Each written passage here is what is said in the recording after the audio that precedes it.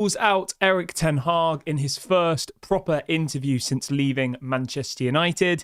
United have today signed PSG Mastermind, plus also the latest on all of our upcoming fixtures and transfer news. These are some of the stories we will be discussing on this evening's show.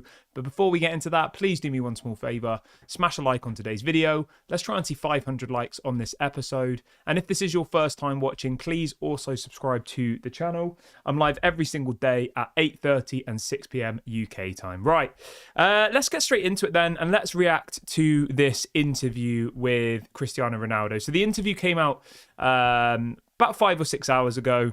It was on the Rio Ferdinand's 5 podcast, whatever you want to call it, YouTube channel. And he talks in depth about all sorts of things around Manchester United. And I want to start with the bits about Erik ten Hag. So this is a direct quote from Cristiano Ronaldo. He says, as the United coach, so obviously referring to Erik ten Hag, you cannot say that you're not going to fight to win the Premier League or the Champions League. You have to be mentally ready to say, listen, maybe we don't have the potential, but I cannot say that. We're going to try. You have to try. So he's effectively calling out Erik ten Hag for saying, I don't know if people remember last season that Erik ten Hag said, that Man United weren't ready to compete for the Premier League yet. And Cristiano Ronaldo's calling him out for that. I mean, really? I just think it's a bit petty, to be honest. Like, we haven't won a league title in over 10 years. I actually respect Erik ten Hag for being realistic about things. You know, if he comes out and says, we should be winning the league this season, people are going to call him crazy. People are going to say he doesn't know what he's talking about. So I understand what Cristiano Ronaldo's saying. I get, he's come from Manchester United under Sir Alex, where we were expected to win the league every single season. And I feel like Ronaldo came back to Manchester United and almost expected it to be the same as what it was like when he left. And it isn't the same. When you look at the failure over the last decade, I don't see how Ronaldo genuinely thinks that Man United should be in the conversation for the Premier League and the Champions League. We're so far away from that. I mean, at the moment, I'd say we're pretty far away from top 4, let alone the Premier League title. So I get Ronaldo's point here, but I do think it's a little bit petty. And I do think, he obviously fell out with Erik ten Hag. We all know that. Cristiano Ronaldo wasn't happy that he was being benched. I don't think that was the bad decision at the time. Like, Ronaldo, in my opinion, the greatest football player I've ever seen in my lifetime. Obviously, I'm only 30 years of age, so I haven't seen, the Maradonas and the people like that. But in my lifetime, Ronaldo's the greatest footballer I've ever seen, so I have the utmost respect for him. But him coming back to Manchester United was purely just a financial move by the Glazers. Sponsorship deals, they saw that he was potentially going to Manchester City, and they said, you know what, we can't do that. And ever since Ronaldo was at Manchester United, I think it did kind of derail, when he came back to Manchester United, I think it did derail what the project was that we were building, because obviously they had to change the style of play. You didn't have somebody who was willing to press, because he's obviously 37, 38. He can't really press anymore. And you obviously then have that ego in the dressing room that has won every single personal trophy and Champions Leagues, Premier Leagues, whatever. He's won everything. He's one of the greatest footballers ever. And you've got him coming into the dressing room alongside players like Rashford, who before was the big player at Manchester United, or do you know what I mean? Like, he came in and he did unsettle things. So I don't actually hold any anger towards Erik ten Hag for the handling of Cristiano Ronaldo. I think at the time it made a lot of sense. And I know some people were a little bit frustrated about it. I know some people said, why did he do that and all the rest of it. But at the end of the day, I think Erik ten Hag was right in his handling of Cristiano Ronaldo. In my opinion, you might disagree. He then goes on to say, this is another quote from Cristiano Ronaldo. He says, I believe the future will be bright for Manchester United. I believe, but they don't depend only on the talent. It's more than that. It's all about the club, not only the players. It's about Manchester United as a unit. He says they have to rebuild from the bottom up. If not, they cannot compete. It will be impossible. They can do good things. Yes, they can win Carabao. Yeah. But I mean, Champions League or Europa or Premier League, difficult in my opinion. I wish I'm wrong. I wish, but it will be difficult. I mean, he's kind of contradicted himself there in those two quotes, hasn't he? The first quote, he's saying that Erik ten Hag shouldn't be saying that they can't win the Champions League or the Premier League. And then in his next comment, he's saying that they have to rebuild everything from the bottom up. And in his opinion, they can't compete for the Champions League or even the Europa League or the Premier League. So I don't really understand what his point there is. In one sentence to say that Erik ten Hag shouldn't say that they can't win the Premier League, and then in the next sentence him saying Man United can't win the Premier League. It doesn't really make sense to me. And I think I don't know. I just don't really understand what Cristiano Ronaldo is talking about, to be honest. I think it's a little bit weird, but it's like he's accepting that Man United are a bad side and that they can't win the Premier League, and then he's complaining because the managers said that Man United can't win the Premier League. I get his point. It's a mentality thing, isn't it? If the players hear Erik ten Hag saying that they're not ready to win the Premier League, then mentally that's probably going to have some damage on them. I think that's what his point is. But still, if Erik ten Hag every press conference was like, yeah, we're going to win the Premier League, people would just be like, this guy's crazy. What the hell is he talking about? So I would rather someone who's realistic. I would rather somebody who, in the press conferences, is more about a project. It's about a longer term plan than somebody who comes in and is just deluded and says, oh, we're going to win the Premier League in the first season, because it's just not going to happen, is it? Unless a miracle happens, of course. But I thought it was an interesting thing to bring to the show, obviously to get you guys' opinions on as well. He then also says, so this is another quote from Cristiano Ronaldo in this interview. He says, if Erik ten Hag listens to Ruud van Nistelrooy, maybe he can help him at Manchester United. Ronaldo says, I think it can help a lot because he knows the club and the club should listen to the guys who were there.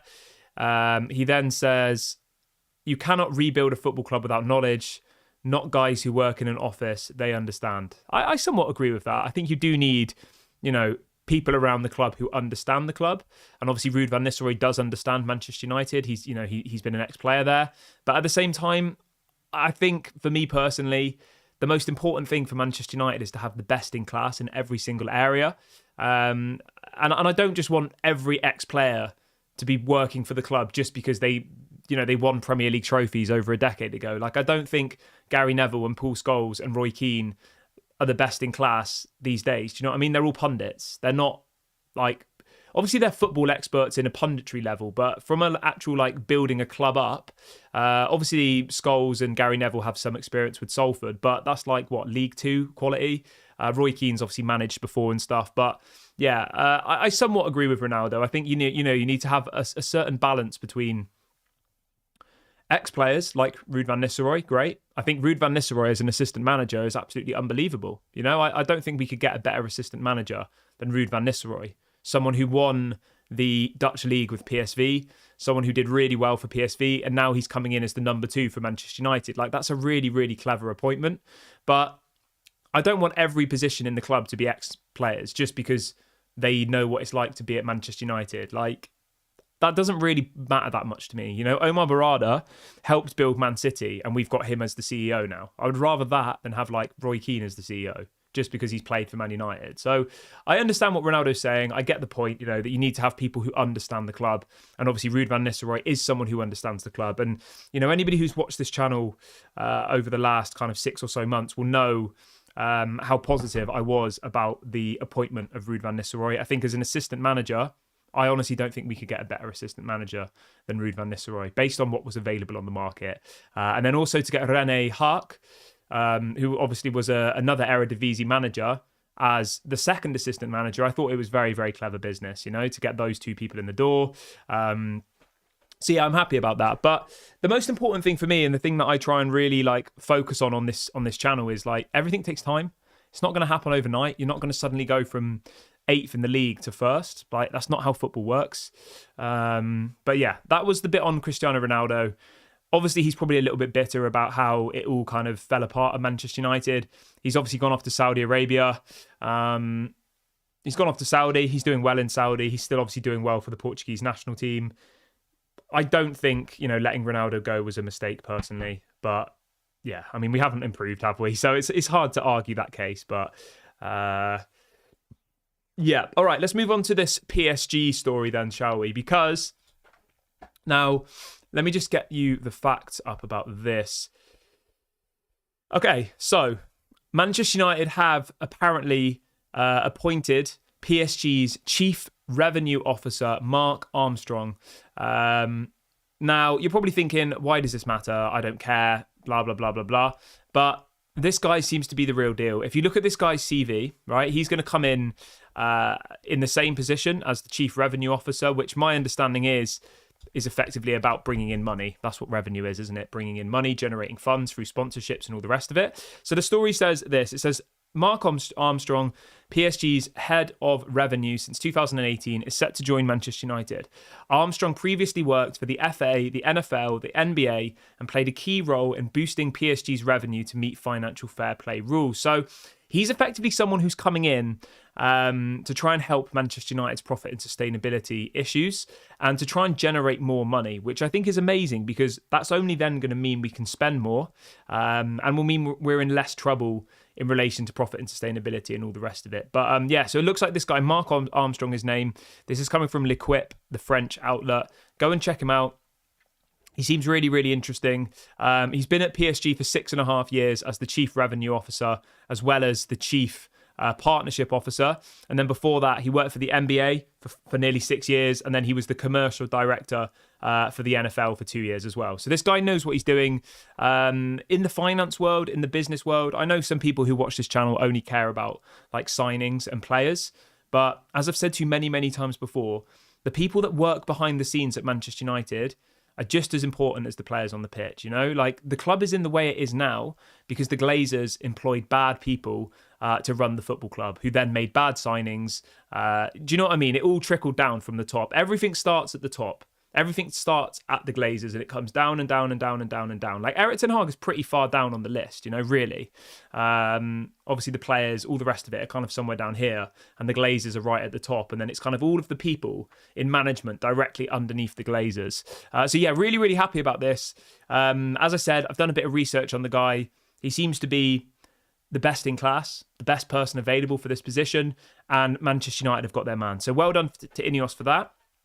That's another person joining the backroom staff, obviously alongside Jason Wilcox, Omar Barada, Dan Ashworth and Jean-Claude Blanc. Jean-Claude Blanc and Mark Armstrong have worked together before previously at PSG. So yeah, there already is an existing relationship there. And it'll be interesting to see how our profit and sustainability kind of situation plays out over the next couple of years now that we've got this new guy in through the door. So hopefully it's going to be upwards and onwards from here. Fred says, Kieran, do you think Erik ten Hag is at the same level as the new additions to the board? At the moment, yes, I would say so. Because the thing you have to remember is, right, in Erik ten Hag's contract with the Glazers, there was some sort of clause that said that he would have to have, you know, a say on transfers and all the rest of it.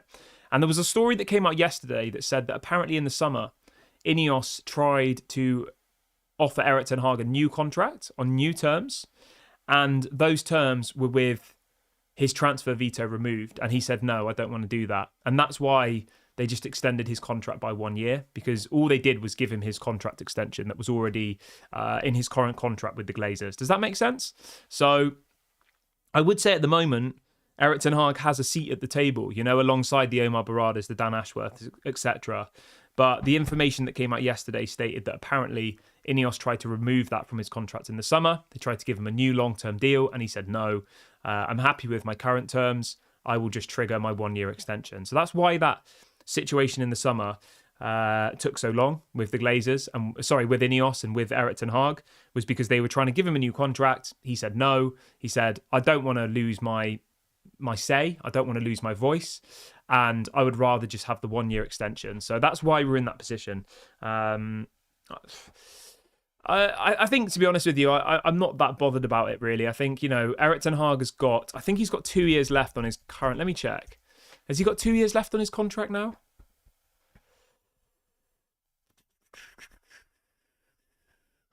Let's have a look. Erik ten Hag.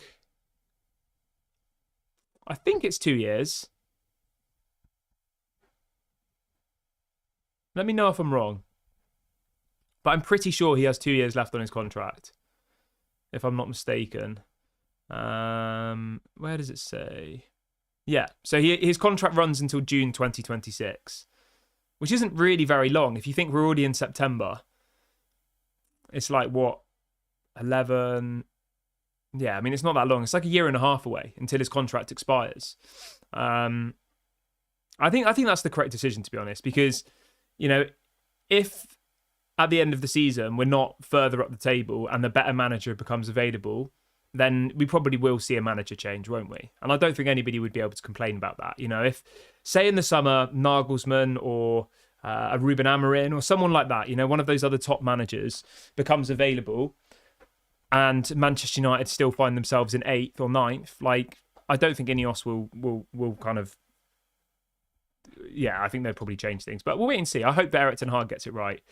Lumen says, Kieran, what is Ruud van Nistelrooy benefiting from being the assistant to Erik ten Hag?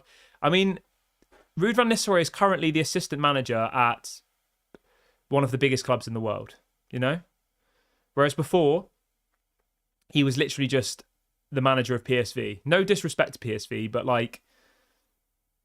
they're not even the biggest club in the Netherlands, in the Eredivisie. So that's what he's doing, He's come to Manchester United, Ruud van Nistelrooy. If it goes well, he could probably then go and get a job somewhere else at a bigger club. Sorry, not at a bigger club, at another club bigger than PSV as the manager. And if it goes badly for Ten Hag, maybe he becomes the manager, which I don't actually agree with. I don't think, if Erik ten Hag fails, then for me, Ruud van Nistelrooy's failed as well, because he is the assistant manager. He's on the training field. He's come in to make an impact. And if Erik ten Hag ends up getting sacked, I don't really see the benefit of giving the job to Ruud van Nistelrooy. He is already working there. He's already having a say on the training. He's already part of the, the match day preparations and all the rest of it. So, I wouldn't agree with that personally. But hopefully it doesn't get to that. Hopefully Erik ten Hag turns things round, and hopefully we have a good rest of the season. That's what we can really hope for, isn't it? But I'm going to wrap the video up here, guys. It feels like a good point to end today's show. Obviously, football starts again on Saturday. Really, really excited for that. Please make sure to drop a like before you leave. Subscribe to the channel if you are new. This has been Daily with Devil. Have a lovely afternoon, evening, morning, and I'll speak to you all on the next one. Bye for now.